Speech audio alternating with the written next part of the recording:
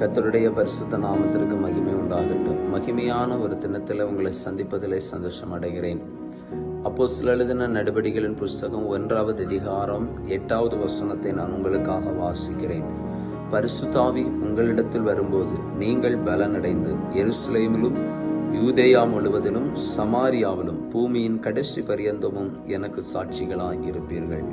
பிரியமான தேவ பிள்ளைகளே, ஆண்டவர் கொடுத்த ஒரு மகிமையான வார்த்தை, எருசலேமிலே பிதாவினுடைய வாக்குத்தத்தம் நிறைவேறுவதற்காய்.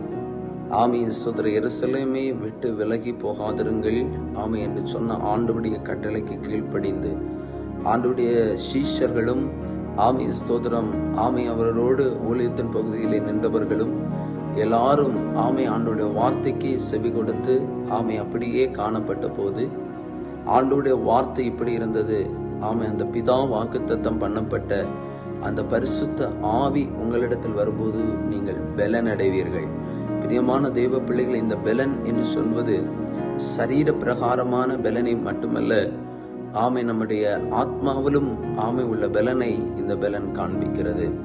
ஆமை கர்த்தருடைய ஆவியை பெற்றுக்கொள்கிற ஒரு தேவ பிள்ளையுடைய வாழ்க்கை ஆவி சுதந்திரம் பலனுள்ள ஒரு அனுபவத்தில் ஆவியானவர் நம்மை நடத்துகிறார். அதனாலதான் தேவ மனுஷன் சொல்கிற, மாம்சம் பலவீனம் உள்ளது, ஆவி உற்சாகம் உள்ளது. ஆமை இந்த ஆவியில அந்த பலத்தை அவர் நமக்கு கொடுக்கிறார். ஆமை இந்த உலகத்திலே பலவிதமான நெருக்கங்கள், போராட்டங்கள் நம்முடைய வாழ்க்கையை சூழ்ந்து கொள்ளும் போது ஆண்டுடைய பலன் நம்மை தாங்குகிறது, நம்மை பலப்படுத்துகிறது. மட்டுமல்ல, நாம் ஆண்டவருக்கு சாட்சிகளாகவும் மாறுகிறோம். பரிசுத்த ஆவியை நம்முடைய வாழ்க்கையில நம்ம சுதந்திரித்துக் கொள்ளும் பொழுதுதான் அந்த சாட்சியை ஆமையை கொடுக்கிறவர்களாய் நாம் மாற்றப்படுகிறோம். ஆமை சோதரன், அதற்கு நாம் ஆமை இயேசு கிறிஸ்து இந்த பூமியில பிறந்து ஆமை நமக்காக ரத்தம் சிந்தி ஆமை சோதரன் நமக்காக மரித்து உயிர் தெழுந்தார் என்பதன் சாட்சிகளை உலகம் முழுவதும் கொடுக்கிறதற்கு இந்த பரிசுத்த ஆவியான நமக்குள்ளே வரும்போதுதான் அந்த சாட்சிகளா நம்ம மாறுகிறோம். ஆகவே இந்த நாட்களிலே இந்த பரிசுத்த ஆவியை நாம் பெற்றுக்கொள்வோம். பரிசுத்த ஆவியானவரை நம்முடைய வாழ்க்கையில தரிசிப்போம். கர்த்தருக்கு பிரியமாய் வாழுவோம். நிச்சயமாக கர்த்தர் நம்மை ஆசீர்வதிப்பார். அந்த பலனையும் சாட்சி கொடுக்கிற அனுபவத்தையும் பரிசுத்த ஆவி நமக்குள்ளே இருக்கும் பொழுது நாம் பெற்றுக்கொள்கிறோம்.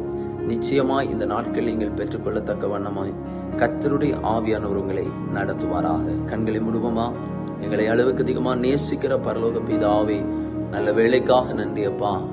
உம்முடைய நல்ல பரிசுத்த ஆவியை நீர் எங்களை விட்டு விலக்கி போடாதபடி அதை நாங்கள் எப்பொழுதும் சுதந்திரமாக்கி கொள்ள உம்முடைய கிருபை எங்களுக்கு தேவை. ஆண்டவரே, இந்த நாளை ஆசீர்வாதமாக்கி தாருங்க. தேவைகளை சந்திங்க. பலனுள்ளவர்களாய் மாற்றுங்க. நாங்கள் சாட்சி பகிர்கிறவர்களை மாற கர்த்தர் எங்களுக்கு கிருபை செய்யுங்க. இந்த நாளிலும் பரிசுத்த ஆவியானவர் எங்களை நடத்துங்க. ஆமென். ஒவ்வொரு குடும்பங்களை ஆசீர்வதிங்க. உம்முடைய கரம் கூட இருக்கட்டும். இயேசுவின் நாமத்தில் தருகிறோம் நல்ல பிதாவே. ஆமென். ஆமென். God bless you. கர்த்தர் உங்களை ஆசீர்வதிப்பார். ஆமென்.